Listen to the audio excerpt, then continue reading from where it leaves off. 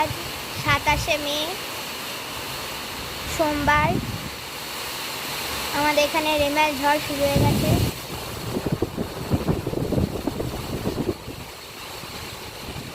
খুব হচ্ছে না, তাও হচ্ছে ভালোই। কালকে রাত থেকে কারেন্ট নেই,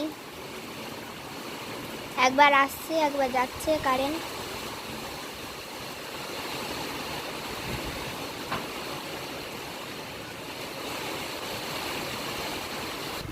তো এই যে খুব বৃষ্টি ঝড় হচ্ছে, আশা করি দেখতে